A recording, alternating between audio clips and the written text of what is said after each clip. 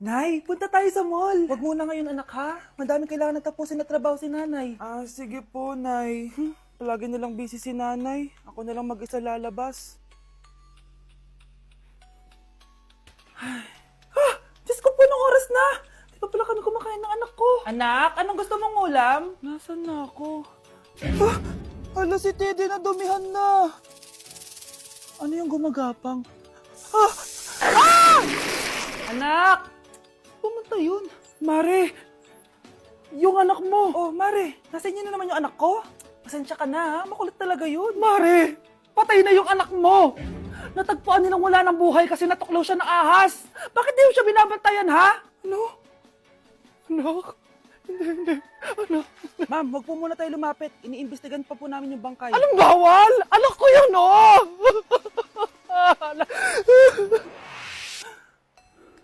Nay, punta tayo sa mall. Anak, buhay ka. Sige anak, labas tayo. Punta tayo ng mall. Yay! Pumunta kami ng mall. Oh anak, nag-enjoy ka ba sa mall? Opo, Nay. Nag-enjoy talaga ako. Kaso, nagugutom na ako, Nay. Kumain ka na, anak. May tira pang pagkain dyan sa lamesa. May aasikasuhin lang ako trabaho, ha? Sige po, Nay. Ang sarap! Salamat naman at nabuhay ang anak ko.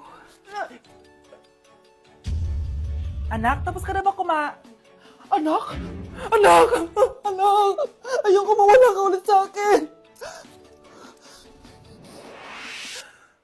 Nay, punta tayo sa mall. Bumalik na naman ako. May sumpa ata tong kwintas na to. Kailangan kitang itapon para tumigil na tong sumpa na to.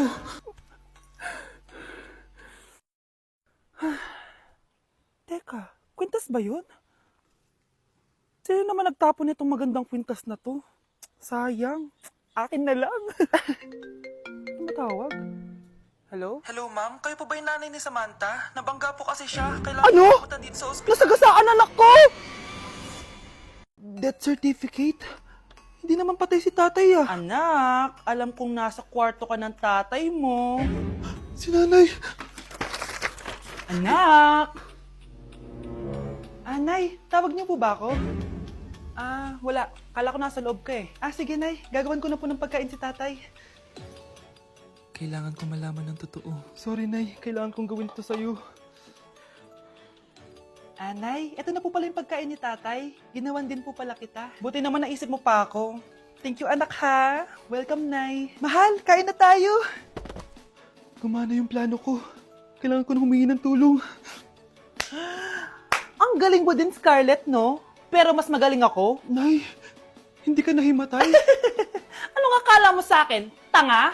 Inamoy ko yung pagkain na binigay mo sa akin. At kaamoy niya yung lason na nilalagay ko sa pagkain ng tatay mo. Ang sama mo, Nay. Well, kailangan ko ang pera ng tatay mo. Inasawa ko lang naman yan kasi mayaman siya. Ipapakulong kita sa ginawa mo kay tatay. Sa tingin mo maniniwala sa'yo ang mga pulis? May CCTV tayo sa bahay. Kitang-kita dyan na ikaw ang gumagawa ng pagkain ng tatay mo. Kanina pa nasa kulang mga pulis. At naririnig nila lahat ng sinasabi mo. Mga pulis? Nasaan na siya? Nakakatakot! Matalino ako, Scarlett. Alam kong gagawin mo yan. Binayaran ko ang mga pulis para din nila kulihin. Pera-pera lang. Walang iya ka talaga, Nay. Mama ka na sa akin. Italin nyo na yan. At siguraduhin nyong hindi makakatakas yan. Ano? Itatali? Hindi! Shh, Scarlett. Tatakas kita, ha? Alam ko lahat ng baho ng nanay mo. Tita, Scarlett, may kausap ka ba? nandiyan na si nanay. Bilisan mo. Paparating na siya. Bibilisan ko na. Nasa Japan pa rin ako at titikim tayo ng Japanese convenience store food part 2. Hulaan nyo guys kung nasaan ako. Walang-wala na ito sa Pilipinas, promise. Hindi talaga pwedeng wala akong mabili tuwing pupunta ako dito sa Family Mart. Tignan nyo naman, parang lahat gusto mong itry, di ba? Guys, may nakita ako. Parang may ganito ako. Okay pa ba to? Parang panis na. Add to cart. Guys, mukhang masarap to. Oh. Add to cart natin to. Guys, nakita ko kanina daming Japanese na kumakain nito. So, add to cart natin to. Guys, parang masarap din to, oh. Pamichiki. Add to cart.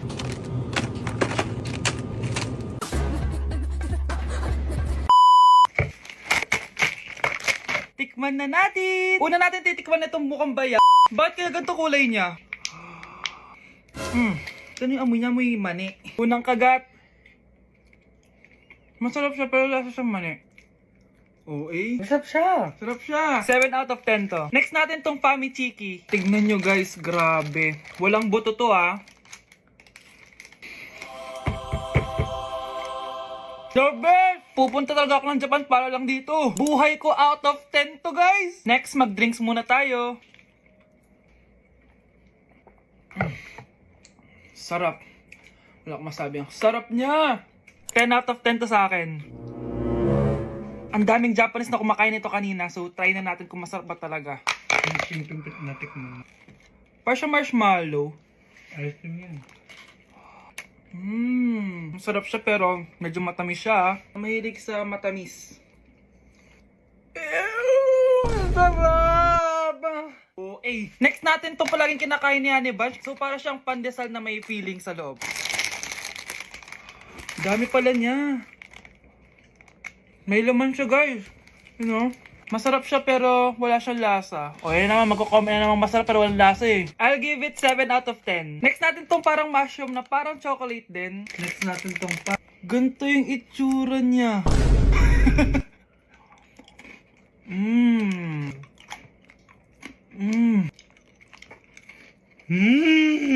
Okay talaga. Masarap to guys, 9 out of 10. Okay guys, last natin tong soy sauce flavored moisturized crackers. So lasa siyang toyo. Tikman na natin. May singit. So ganito yung itsura niya. May singit. Wag nyo try guys. 1 out of 10 lang to.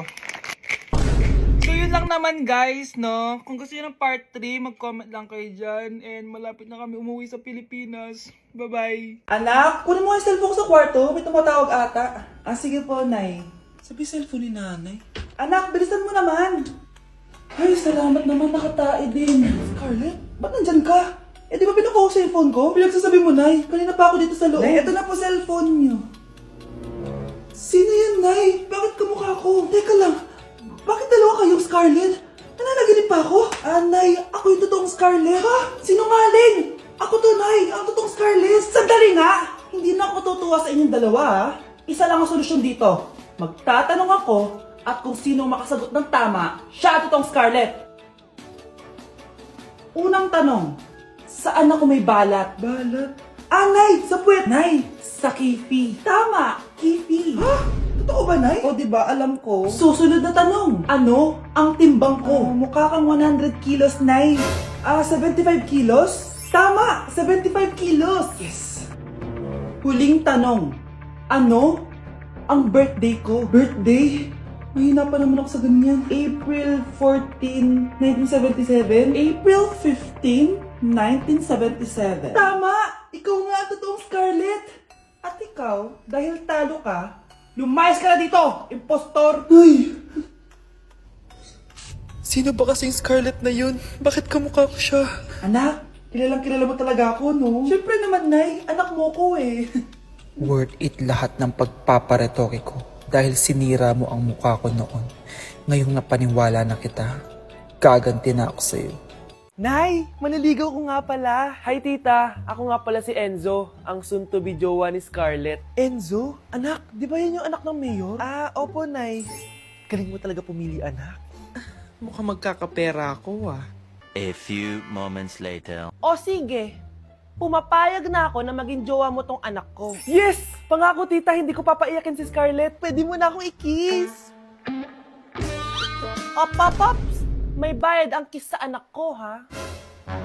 Nay, ano na naman yan? Aba, syempre. Ang mahal ng diaper at gatas mo ng bata, tapos libre lang. Ano naman? Tita, magkano po ba? Magkano? Eto price list. Holding hands, 200 pesos. Hug, 300 pesos. Kiss sa kamay, 500 pesos. Kiss sa noo, 700 pesos. Kiss sa lips, 1,000 pesos. At kung makikipag-date kayo sa isa't isa, 3,000 pesos at dapat sagot mo yung bill, ha? 3 hours lang yun. Kung mag-extend ka, pwede naman magbayad ng additional. At bawal tumawad. Pili ka na lang. Ngayong mahal naman, Diyos ko. Ano naman? Business is business. Kailangan ko ma-ROI mga nagastos ko sa'yo. Ito po tita, cheque. Unlimited kiss na yan, na. Cheque? Kahit gumawa pa kayo ng 10 anak. 1 million ba to? Ano to? Idedemanda mo ako? Ano ba ginawa ko sa'yo? Oo, ipapademanda kita. Gagawin mo pa akong business mo, ha? Wala ka namang business permit. Tsaka ang mahal naman ng mga presyo mo. Di naman gano'ng kaganda tong anak mo. Teka lang. Joke lang yun eh. Mahilig talaga ako maganon. Isusumbong ko kayo sa tatay ko, Mayor. See you sa kulungan. Kukulong na naman ako. Ay, Nay! Good news! Nanalo ako sa loto! Totoo ba, anak? Tumama lahat ng numero sa panaginip ko, Nay. Ay, alam mo, anak, swerte ka talaga eh. Nay, may good news din ako. Gagraduate na ako next month. Talaga ba, anak? Akala ko talaga bagsak pa rin ako eh. Buti naman at di ka na ulit ng high school. Congrats! Good luck sa college! Mga anak, may good news din ako. Sabi ng doktor, magaling na daw ako sa sakit ko. So, ibig sabihin, hindi mo na kami makakalimutan, Nay? Oo, anak. Parang sunod-sunod yung swerte natin, Nay, no? Siyempre, dahil din yan kay Lord. O sige na, anong oras na? Matulog na tayo, ha? Good night, Nay. Grabe, ang kalat naman. O anak, ba't kasing ka pa? Nay, sobrang kalat kasi dito sa bahay. Naglinis lang ako. Anak, tigil mo yan! Masama yan! Ha? Bakit? Masama naman maglinis, Nay? Hindi mo ba alam yung pamahiin na bawal magwalis sa gabi? Kasi pag nagwalis ka, parang tinataboy mo daw yung swerte palabas ng bahay. Ako, Nay, 2025 na, naniniwala ka pa rin sa pamahiin? Tumatanda ka na talaga. Ay, hindi ko alam, anak. Takot lang ako na malasin ulit tayo. Sige na, Nay, itulog mo na yan. Malapit na ako matapos dito. Matulog ka na rin, ha? Nasaan na yun? Hindi pwede mawala yun! Anak, ano nangyayari? Umagang-umaga sumisigaw ka. Nay, nawawala yung lotto ticket natin. Hindi natin makiklaim yung pera. Ha? Sige anak, tutulungan kita maghanap, ha? Ay, baka nandito lang yung banda. O anak, ba't ka umiiyak? Ayoko na. Ginawa ko naman lahat eh, pero binagsak pa rin ako ng teacher ko. Ano? Hindi na daw ako kasama sa mga gagraduate, Nay. Lahat ng effort ko nasayang. Anak! Nay, magpahinga ka muna. Ako na muna bahala dito. Ano na naman nangyayari sa pamilya natin? Anak? Scarlett? Kyle? Susan? Kamusta ka na? Dok? Ba't nandito ka? Dinalaw kita para kamustahin ka. Mga musta? Di ba sabi niyo magaling na ako, Dok? Yun din nakakala ko. Ha? Teka lang, nakita mo ba yung mga anak ko? Susan, matagal nang patay ang mga anak mo. Ha? Hindi mo ba naaalala? Pareho silang na-depress. Si Scarlett dahil sa nawala niyang lotto ticket. Si Kyle naman dahil hindi nakagraduate. Kaya, ayun. Kailangan mo ulit maggamot, Susan. Dahil lumalala na naman ang demensya mo.